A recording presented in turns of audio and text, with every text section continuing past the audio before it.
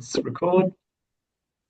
Okay, welcome everybody. Apologies for the slightly late start. I will give the acknowledgement of country. So I'd like to begin by acknowledging the traditional owners of the lands which we are all on today at our respective places we're coming from. We pay respect to elders past and present and acknowledge the importance of Indigenous knowledge in the Academy. I'm speaking to you from the unceded lands of the Wurundjeri Woi Wurrung peoples of the Kulin Nation. And please feel free to share with us in chat where you're joining us from today. We'd love to hear where you're coming from.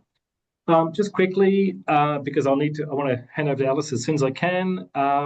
Alice from ACU is a very esteemed colleague of ours.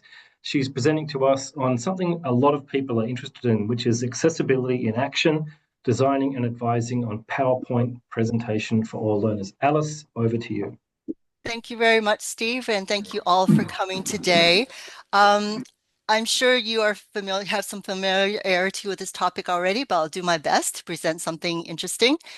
Before I get into this topic, I ask that you please put any questions in chat and I'll address them at the end. And also feel free to share any useful tips and tools you've come across, which you probably have and maybe more than me. At the end of the session, I will share some resources for you to keep and to access. As well, the recording of this presentation will be uploaded to the AALL website by the lovely Leslie. So why this topic? Well, I've worked as both academic and professional staff at universities in the US, Japan, and Australia. I'm known by my ACU colleagues as obsessive with creating accessible online resources and learning resources. This has been a focus of my work the past 13 years. My passion is also very personal. My brother has both cognitive and hearing impairments. Currently, I'm completing a graduate certificate in learning design at UTS, and I'm inspired to share some of my learnings and insights. Okay, and forgive me if my face moves around because I'm looking at 3 different monitors at the moment. Okay, so now let's look at what I'll be covering. The scope of this session include principles and guidelines for inclusive, accessible learning design, PowerPoint slide design for synchronous or live delivery. So I'm just focusing on the aspect of the live delivery of PowerPoint. I'll introduce some useful tools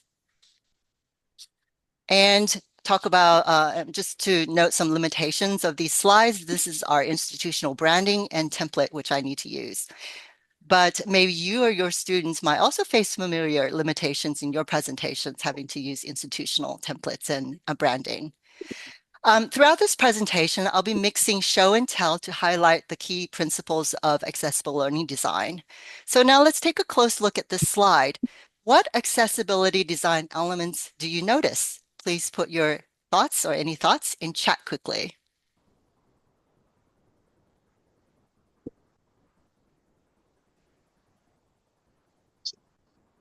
Great. Yep, you're already noticing plenty of things. Okay, that's wonderful. I'll keep going. By the way, all the icons in my slides were created using Microsoft Copilot, which is now the AI tool chosen by my institution for use by students and staff. Images created by Copilot do not require attribution. So I start with some assumptions here that I bring to accessible learning design about accessible learning design. The first is that it's good for all learners. The second is that it needs to be a deliberate intention and goal, not an afterthought. Third, that it needs to be informed by principles and best practices. And fourth, that it can be incorporated by anyone. You do not need to be a graphic designer, and certainly I am not. You'll notice that my slides are visually simple, and this is intentional. They're designed to reflect the core accessibility principles in practice.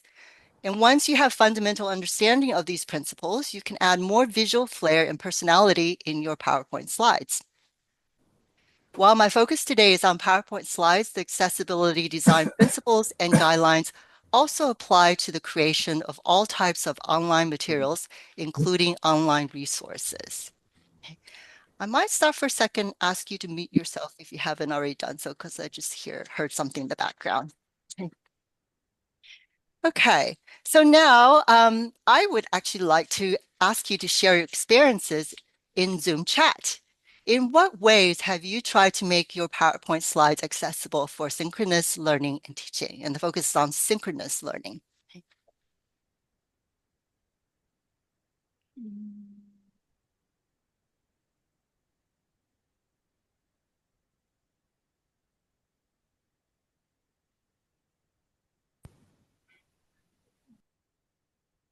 Okay. Using accessibility tool in PowerPoint, reducing content, having white space. Okay, you're already mentioning lots of things I will be talking about. So this might be kind of a review for you. Okay, contrast, all great ideas. Minimal text. Okay, wonderful. All right, you've mentioned a lot of ideas that I will be talking about, but hopefully I'm packaging it in a way that is easy to understand for your students if you're advising students as well. Okay, now I'm going to go on to just mention two principles in designing accessible content. These come from WCAG 2.1, which is the Web Content Accessibility Guidelines. And these two principles, the first one being perceivable. This means that information must be presented in ways that users can detect. And the second principle is understandable, which means that content must be easy to comprehend. Now, WCAG 2.1 includes two additional principles, which I do not include here because they apply to online resource design. Okay. All right, so let's talk about considerations. To design learning content that is both perceivable and understandable, we can apply these four considerations here. There are many more considerations out there, but in the time that we have today, I introduce only these four. And they are cognitive load or overload, also includes the idea of extraneous load, consistency, dual coding, and learner needs. Since as educators and academics, you're likely familiar with these terms, I would just highlight a few things. Consistency should be maintained not only within individual slides, but also across the entire slide deck. This helps learners build familiarity and reduces cognitive load, the extraneous type. Dual coding comes from multimedia learning theory. It suggests that information is better understood and retained when presented in both verbal and visual formats. This works because our brain processes verbal and nonverbal input through separate channels. Activating both channels makes learning more effective. However, dual coding must be applied carefully. For example, we should avoid redundant coding such as displaying a long block of text while simultaneously reading it aloud. This can overwhelm rather than support learners. So with these four considerations in mind, we'll also take a look at four examples of learner need. And these include language ability, cognitive and learning disability, visual impairment, and neurodivergency. Understanding our learners is essential to accessible and inclusive design. And here I use the term learner need, but these considerations may also be applied to your staff, colleagues, or anyone viewing your presentations. So let's now look at this slide through the lens of accessible design. Based on what I've talked about so far, what specific design features do you notice? Put in chat.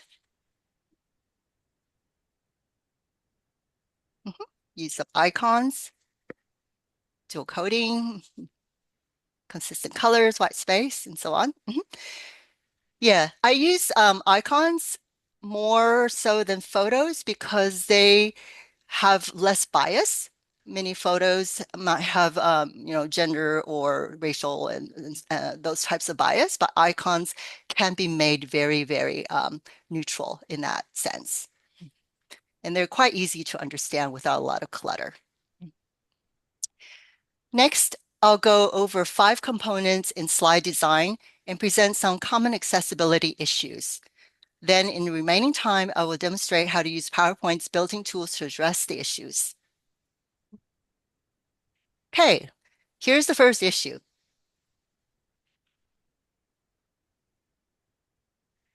This is an exaggerated example that has to do with text style and language. However, I've seen these kinds of issues plenty of times in many teaching slides, and you might have as well.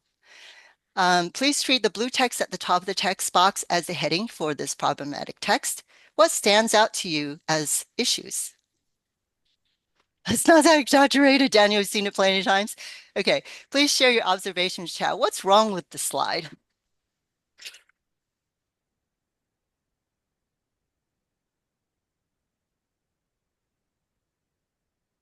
Yep. Exactly. Okay, so you notice all the problems. Let me give you some guidelines now for designing text on or across slides. Firstly, font size. You might consider using a template. The slide heading should be one consistent size, and the slide text should be one consistent and large enough size to be able to read clearly. The font style, it should be sans serif, not which is kind of minimized or reduced to not have these squiggly lines and so on attached to them that make them hard to read. So if you look up Google for numbers for sans serif fonts, you can get a list of common ones. The fewer number of fonts, the better. Okay. Emphasis, please use bold sparingly. If everything is bolded, it's hard to know what to pay attention to. And avoid italics. They are notoriously hard to read. And underlining, those are safe for hyperlinks only. As for the language, concise, key points only, avoiding long sentences and walls of text. Plain simple, and the tone friendly and inclusive.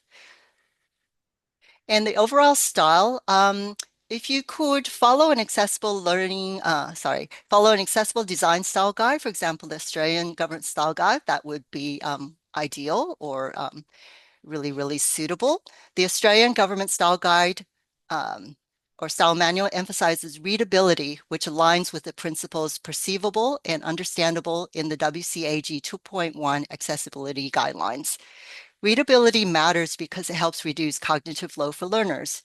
Examples of good readability practice include using minimal sentence case capitalization and minimal punctuation, which might be against what we learned when we were growing up studying English.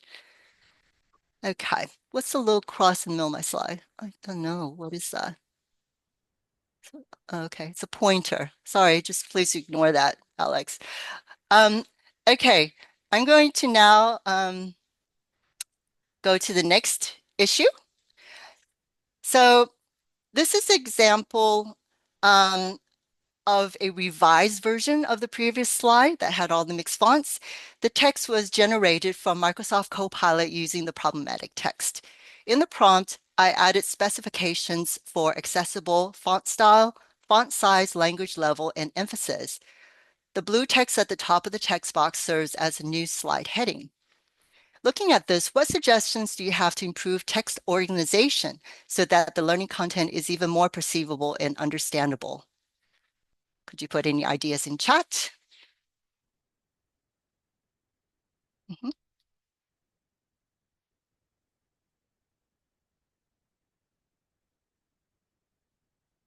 Okay. Yep.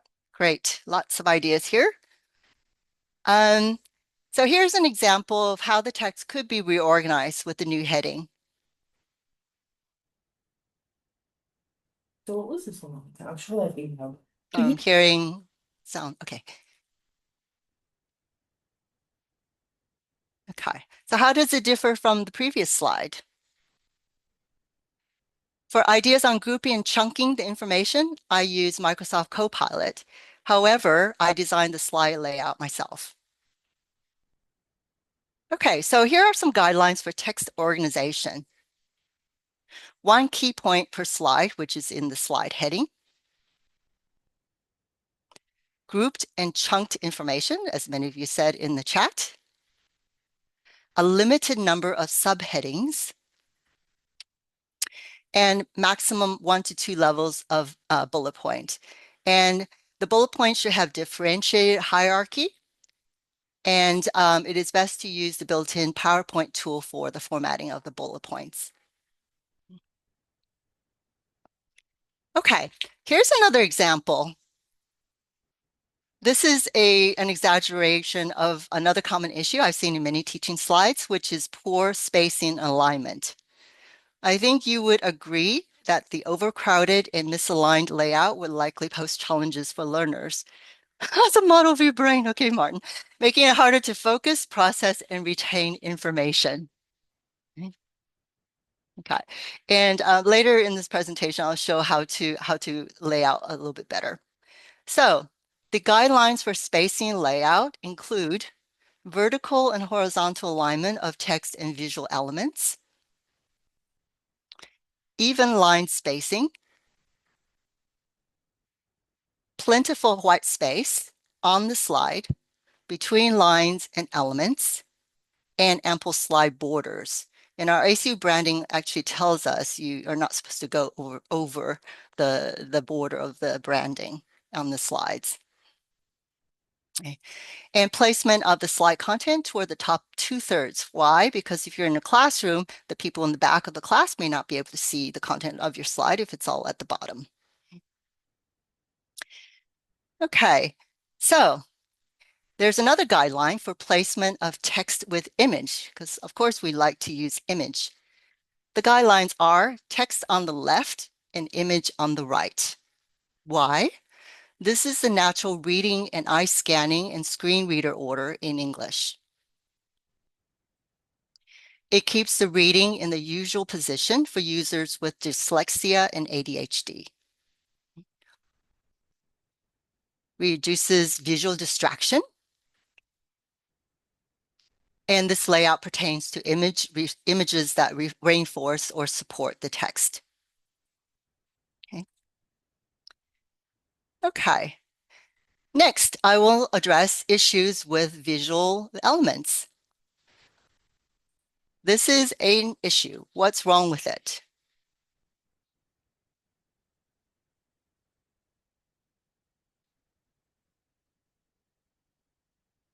Is the text easy to read?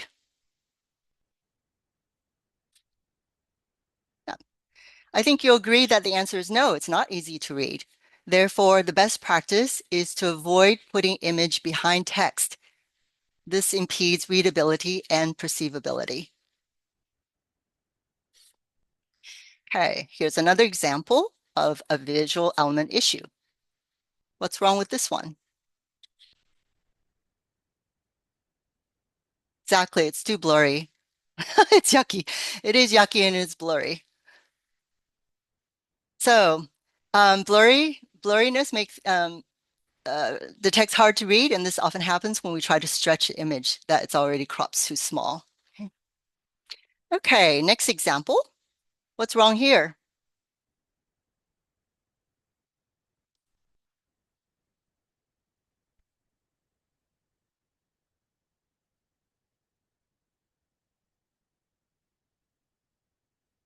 So the issue here, the major issue here is that there are too many visuals cluttering a slide. This makes it hard to know where to focus and distracts from the key learning point. Also, the image at the bottom right is too small to see clearly, thereby reducing its usefulness and impact. So if you're sitting in the back of the classroom, you would not be able to see that image very clearly. Okay. So the guidelines, oops, I have one more issue to show you before I talk about the guidelines.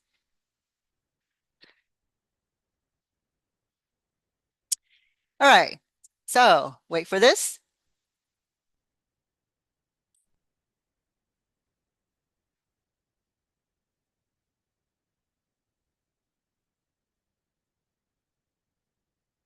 So how did that make you feel?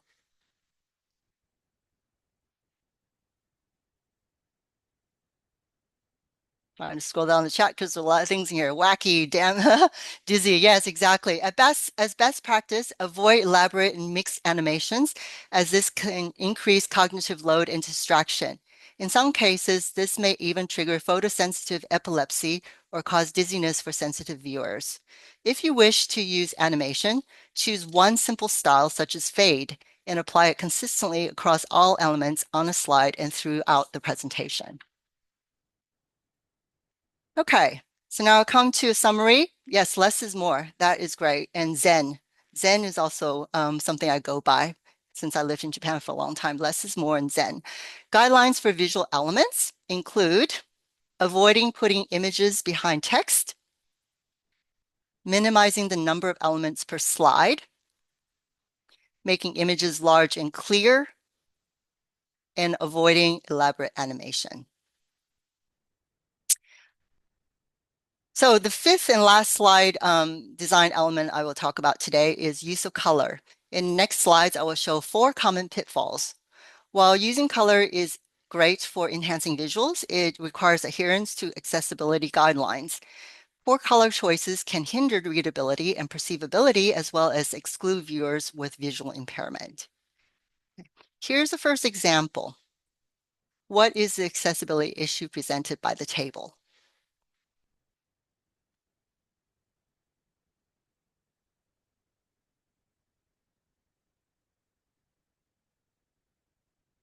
Okay, a couple of you have said color blindness. Okay.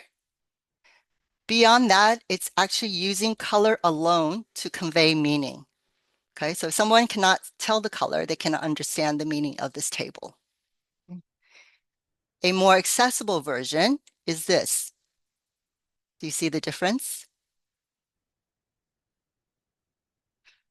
So we're still using color here for people who like colors, but we have an extra column called requires, so students can actually understand that important information about the units even if they cannot see the color. So avoid using color to convey meaning. Okay, next one. How about this?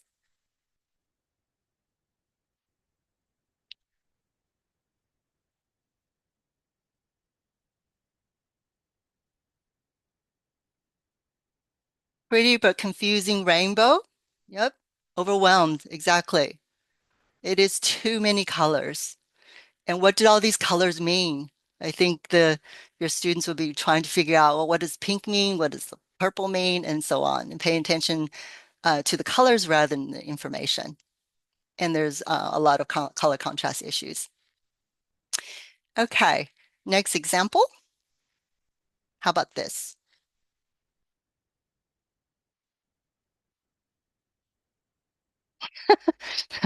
Well, I love that Sue emoji. This example shows the result of using PowerPoint's default highlight colors, which can produce low contrast and poor readability. In a few minutes, I will demonstrate a way to annotate text with better color contrast. However, be aware that this type of annotation is using color to convey meaning. So we might want to think about how to improve on the learning design. Here's another example of poor color contrast. This color contrast falls below the Web Content Accessibility Guidelines of at least 4.1 to 1, 4.5 to 1, which makes the text harder to read. The colors come from the palette section in PowerPoint's Smart Art tool. It is important that you review and adjust the colors to ensure sufficient contrast and readability, and I'll demonstrate how to do that. Okay, so to summarize the use of color, avoid using color alone to convey meaning. Limit the number of colors on a slide. Select colors carefully and ensure sufficient color contrast between the text and the background. Okay. Now, I've got a little video to show you to underscore the importance of proper use of color. This was created by students at UTS, and they represent a range of lived experiences, including visual impairment, hearing loss supported by cochlear implants, psychiatric illness, and brain injury due to a car accident, which left the student with ongoing cognitive fatigue. So I'll bring up this video on the web. Okay. I cannot enlarge it because it will mess up my screen share. So hopefully you can see it well enough. Students explain digital accessibility using colour. How does it feel when you come across inconsistent fonts, colours and low colour contrast? When I come across inconsistent fonts, formatting and low colour contrast, it can really affect my eyes and hurt them and then my ability to concentrate. This is really awful for me in the following days. Sometimes I will become so fatigued I will need to take a study break for a couple of days just to refresh my brain so that I can concentrate again. I feel frustrated that the content is not as clear as it could be. For example, who wants yellow text on a white background? That is disgusting. When I come across low color contrast, it's very difficult for me as I rely very heavily on high contrast color schemes. Without this, I would miss information purely on the basis that I couldn't see the information. Why is it important not to rely on color alone? Well, it's the same reason why alt text matters. Not all of your students will be able to see or perceive colour the same way. By using text and symbols alongside colour, You can eliminate any confusion. If you're a UTS Okay, so I'll stop here with this video and go back to the PowerPoint. So there you go from their own perspectives. Okay, so far I've covered 5 components of slide design. I will now demonstrate using some of the PowerPoint tools that are built in to support accessibility design. You may already be familiar with these tools, but hopefully you'll get a few tips here. Now I'm going to pull up my doctored slide set. Okay, so here's an example of some text, and to create bullet points, and forgive me if this is too elementary for you, you would use the bullet point tool, of course, and you can actually change the colors of the bullet points by selecting here. Okay, and then to create difference in the hierarchy, what you could simply do is to highlight the text you want to put a level 2 and just use the tool, sorry, find the tool here, this tool, which is to increase list level. And that would just simply move it over, and you would then create difference in hierarchy by selecting a different look to the bullet points from this list, like any of these. Okay. And then line spacing, often we use the line spacing here to adjust, but sometimes it doesn't create the space we need. So another way to adjust the line spacing is to use the line space tool and increase the space before or after. Okay, so that's a way to create more even spaces if you need to on the slide, or to compress the space. And then of course the animation tool is to highlight something and then go to this panel here. And I like this fade because it's just really simple and minimal. Okay. Next thing is about line spacing. So you might have noticed that PowerPoint has now these grid lines. So I'm trying to drag this part, my mouse. Okay. So if you drag, you see the red lines appearing. Those are guidelines for you to line things up on the left, and then also top and down, up and down. So I could just simply drag these and compress the space. It's also good guideline not to use too many text boxes, but this is for demonstration. So I've got all these text boxes. Sorry, my mouse is not cooperating 100% right now. Dragging it so that you create a clear border and you're lining up the image top and bottom, reducing these arrows. My mouse can cooperate. Anyway, you get the idea. And then line them up properly. And then this box, Might want to move down and then again align it to the left. Everything should be left aligned for better reading order. And then this one, I might simply add it to the bullet point list that's already here. Okay, so that's just line spacing alignment. Okay, next about this color contrast issue. PowerPoint has an accessibility tool that's built in. For example, at the bottom of the panel screen, you see Accessibility Investigate. So if you simply click on it, it would tell you, it would pick out what is hard to read. So if I click on this and the issue, it would, sorry, my mouse, it would just get me to that slide. It's telling me that there's a contrast issue. Okay, you can simply then change the color by selecting another palette, and then the issue disappears from the accessibility panel. Okay, so that's one way to fix the contrast. You can also get the accessibility tool by clicking on review at the top, and it's also here, check accessibility. Okay, and then the annotation. So we try to avoid using the default tool, which is the ugly ones here that creates the readability issues. This is what people usually default to. Another way to create annotations is to create text boxes. So you would insert shapes and choose a block. So it's not text boxes, sorry, it's inserting a shape. And you can place it over the text.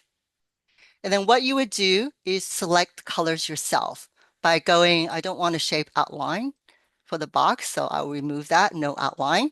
And then I go to shape fill, and you can see that you can select more colors or simply click on one of the paler shades, which would provide better contrast. Okay. But since I know colors a bit more, I can go to more fill colors and then add the hex code myself of a color I pre-choose. For example, blue, CBE, CF6, and that gives me a nice pale blue. Then what I can do is then send that color backwards using this tool. And there you have better color contrast for your annotation. Okay, hex code. Yes, I will cover that in a minute. So I'll go back to the slide now because I do have some tools for colors that will help you. Okay, I'm just going to find where I am in my notes right now. So as you saw, the PowerPoint accessibility checker is useful, but it's actually limited, as for example, apply to smart art. If you wish to get deeper into accessibility design, it is useful to have an understanding of color palettes and color codes. Let me now go back to the slide deck and go to the next point. Okay. All right, so before, remember you saw this reorganized slide. I'm going to now show you a more visual version. And this is created using the AI design tool in Venngage. Venngage is the infographic platform used by our academic skills unit staff to develop online resources. So with Venngage, I was able to create this version of the same slide. Okay, so which version do you like better? This one or this one?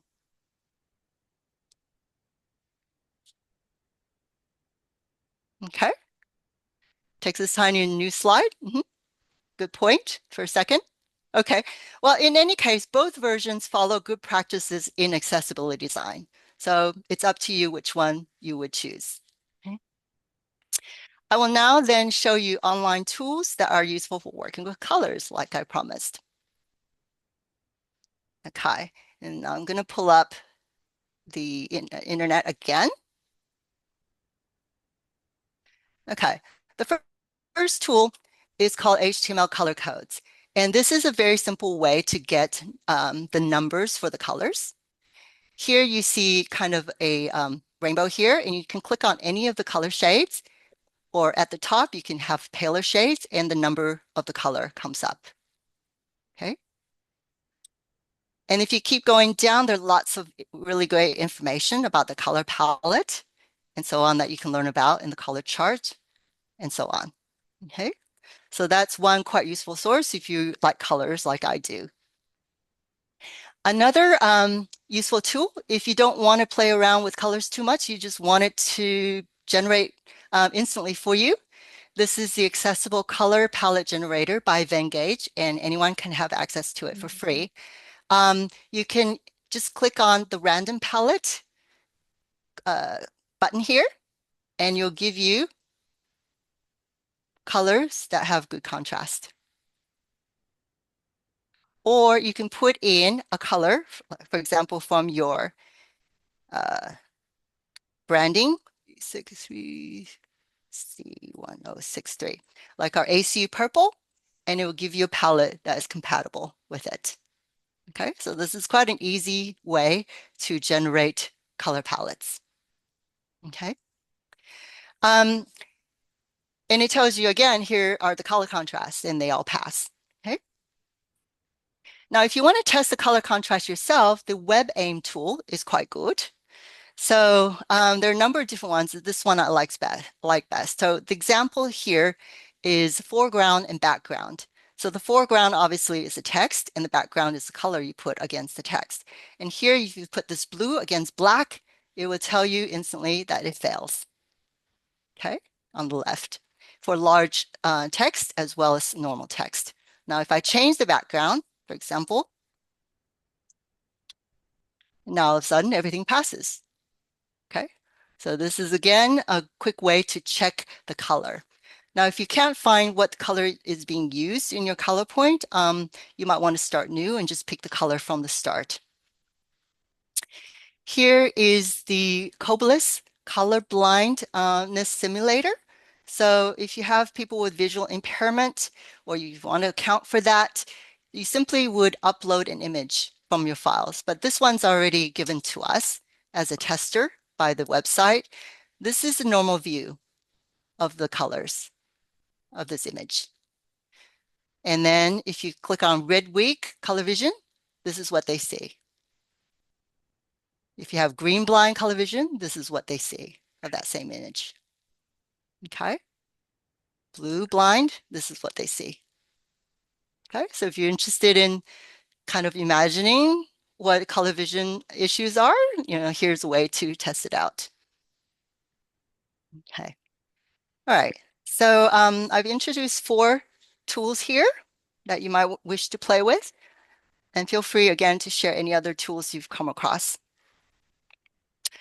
Okay, so as summary, I have now covered key design principles and considerations, as well as these 5 areas of accessible PowerPoint slide design for classroom or synchronous delivery. It's understandable if you're feeling a bit overwhelmed by all this information. You might even ask, why bother with all these details, especially when working under time pressure? For me, the answer is quite simple. Knowing that thoughtful accessibility design can help more students feel included, supported, and able to learn makes it absolutely worth my time. I have a couple more slides to finish off. Oops, sorry. If you're interested, UTS has 5 more videos that are available for you to watch on digital accessibility and student perspectives. And I've included this in handout, which I'll share in chat in a minute. And then lastly, session materials for you to take away. I've got 2 handouts, which I'll put in chat right now. One is the summary of the 5 components of accessible design, and the other one has readings and links, additional readings and links if you're interested in learning theories or additional insights.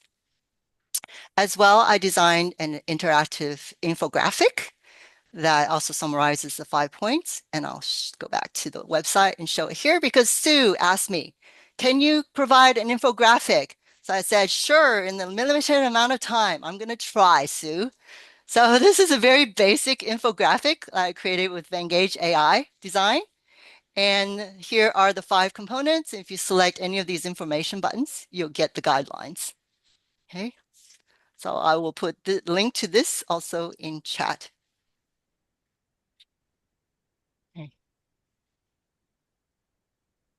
All right. So I'd like to conclude by saying that in working with Microsoft Copilot and the Venngage AI design tool for this presentation, I recognize the value of human AI collaboration in accessible design. However, I also needed to draw on my own knowledge and teaching experiences to provide oversight to ensure that clarity, context, and pedagogical intent are preserved in the slides. Thank you very much for listening to this presentation. And now we have a few minutes for questions and comments and discussion. And I'll stop share now. That was fantastic, Alice. I think I speak on behalf of everybody here. That was, I mean, you might felt some of that was elementary, but I think it's always good to go over those things. It's so interesting and to remind us of the key things that make a good presentation, visually. I'll let Alice field the questions, but I just thought I'd butt in and say we have 15 minutes for questions. You've allowed yourself a lot of time. So there was one from Alex Bartel in chat, Alice, around suggestions of how many slides you'd recommend for a 30-minute presentation. Yeah, we like to give a rule of thumb, don't we? I've actually included 36 slides in this presentation, but they're not incredibly content heavy. So I guess it really is your judgment, like nail down the key points first that you want to present and figure out how you want to present that information first, rather than worry about the number of slides. That's what I would say. I don't know if other people agree. I generally run with a 1 to 2 ratio if I can, like 1 slide, 2 minutes. So as you said, 30 to an hour. So I try not to get above that, but I know you're right. It's not so much on the number, is it? Linda, you got a question? Yeah, thanks so much, Alice. That was fantastic. And there were several things there that I hadn't considered. So wonderful. Do you have any take on using PDFs of PowerPoints as distribution tools for students? We tend to get different takes on this. I've been saving my PowerPoints as accessibility checked and then enabling tags, which Microsoft tells me is okay, but other people in accessibility tell me is not. Do you have any thoughts there? PowerPoint is incredibly hard to make fully accessible. And if you add, for example, the recommendations that you only really have 1 or 2 text boxes, but to demonstrate certain things, I've had to use multiple text boxes, and and the screen reader would have a problem with the order of information presented on the slide, especially when I did the horizontal layout. And there are so many other things that you would need to do to a PowerPoint, like create alt text for all the images that I created, which I didn't do for this presentation because I'm demonstrating just the synchronous style of delivery. So you would have to doctor up the slide quite a bit, slides quite a bit to be able to make it accessible. And oftentimes too, like I presented a lot of icons where I provided more explanations rather than putting all the information on the slide. That would not come across in a PDF of a slide deck. It would not make sense. So for that purpose, I am actually not making this slide deck available on the AALL website. You would just have to watch the recording and refer to my handout to understand the concepts, because the slide deck just simply would not make sense in a PDF format. Great, thanks. Sue, you have your hand up? Alex, I noted some questions that were posted earlier in the workshop that people may not be able to see, but there was a question posed: does the white space have to be white? No, sometimes it depends on your template from your institution. Sometimes I use a pale gray to make a better contrast.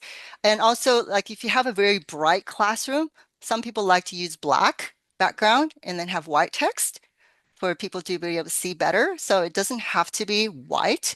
White space just simply means enough space that's without the content, so that it makes it easier for then learners to just concentrate on where the content is. Okay. And the second question or a comment that was made earlier in the workshop was by Jason Turner. And he said something about, I can't remember the exact wording, but something about the question of using tables versus bullets differs in neurodiversity. And I was wondering what your thoughts are about that. Yeah. Or Jason might want to explain what his point is about. Please, Jason, if you know more about that, could you unmute yourself and talk with us? Hello, can you hear me? Yep. Yeah, so just on my experience, there's variability in the way differences in neurodiversity impact their ability to perceive the information that's presented in front of them. So it can vary between tables, mind maps, bullet points, and even within those contexts, the amount of information can also be, whether it's extensive or concise, also varies in each of the different cases of neurodiversity. That was my point. Yeah, exactly. And of course, we can't account for everything. We can only do our best to kind of focus on specific points that we think will make life easier for learners. Another way to make things easier is to present multiple representations of meaning. So that's UDL principles, right? So you not only have a table, then you have a different way of representing that information. And like for this presentation, I had an infographic, I have a text version only, I have the slides, and then I have the recording. So different ways that learners can get that information is ideal, but how much time you can put into that is really, a question for all institutions and everyone. Does that answer or address your comment?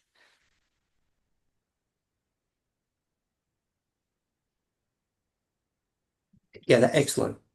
Okay. What about other people's experience working with different learner needs? Do you have additional suggestions that were not covered by my presentation? I might point to Kylie here, my colleague from ACE. Are you there, Kylie?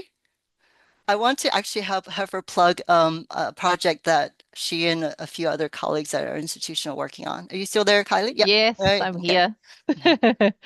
Thank you. Yeah, I thought that was a great segue, Alice, into what we're working on at the moment. So at the ACU, we're actually, there's a group of academic skills advisors that are currently working on developing an advisor guide for student consultations alongside a dedicated Canvas platform designed to support neurodivergent students and those who benefit from diverse learning strategies. So as part of that initiative, we've engaged with a few professionals from other universities, Uni SA, UQ, Uni of Melbourne, and we're continuing to reach out and seek perspectives from other institutions to exchange ideas, explore best practices in developing these resources. So if anyone would like to share your ideas, experiences, you have any questions, I will put our email contact details in the chat. But overall, reflecting on that last question, so a key theme emerging from the collaboration so far is the recognition that neurodivergent students thrive in purpose-driven learning communities that value their individuality and acknowledge their unique learning needs, acknowledging at that time as what was highlighted earlier, that every student that is identifies as neurodivergent, or some who haven't have a diagnosis yet, have different individual needs. They also have different sensory strengths, and that's really important when we're looking at developing neurodivergent resources. So effectively, support includes offering a broad range of learning strategies tailored to their sensory strengths, as well as providing consistent encouragement, understanding, and of course, timely reminders. So we're in the preliminary stages of, or maybe even more advanced than that, of developing those resources. So it's an exciting time, and we're hoping that the information that we develop or the resources we develop can be included across the board with the university. We're also collaborating with Access and Disability on site as well, and sort of tailoring our resources to help students within their project catchment. So it's an exciting time in this space. So thank you, Alice, for giving me that time. Yep. Thank you so much. Steve, you have a hand up. Did you want to add something? I do.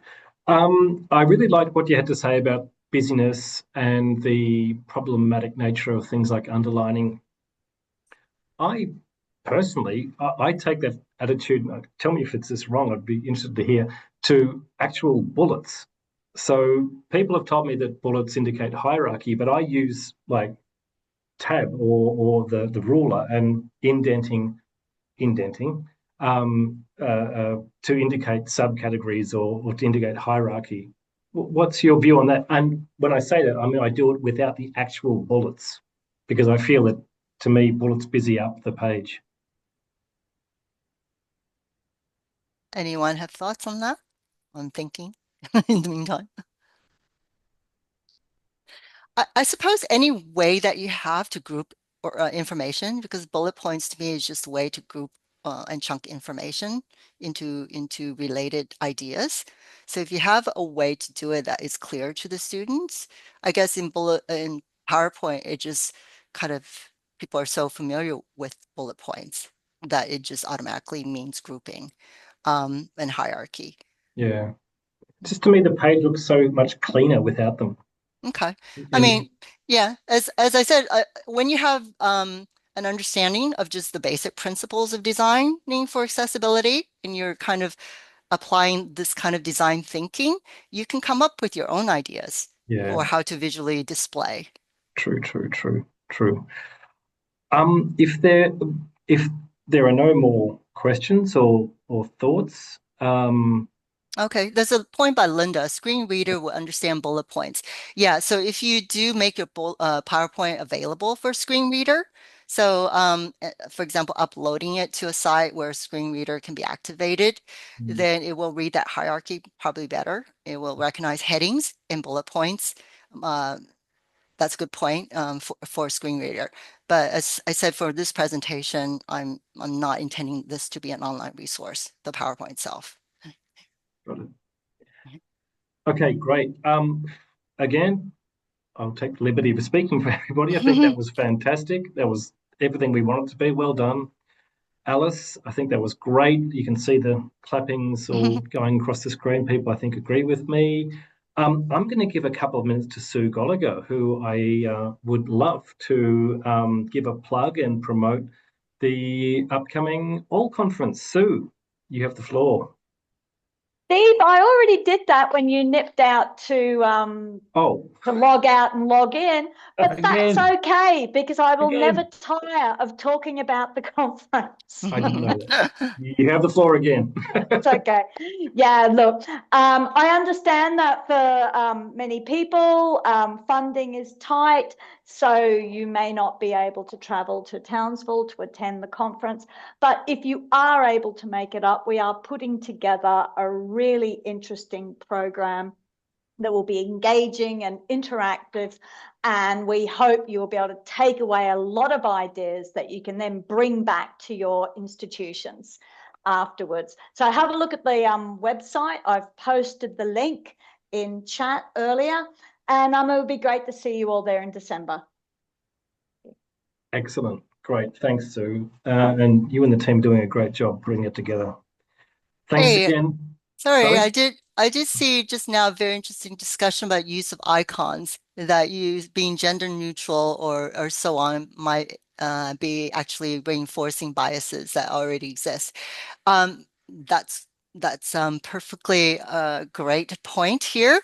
And yeah, I guess the point is, how can we make everything how can we make the language and images more inclusive? I guess we think along those lines, maybe there could be better solutions than just using icons. We have one more question from Alex. We'll make this the last one. Okay. Not related to you. Thank you very much, Alice. That was great. Question for Sue. Are any travel grants still available, Sue? I'm not sure. Okay. David Rowland, the treasurer, would be aware of that.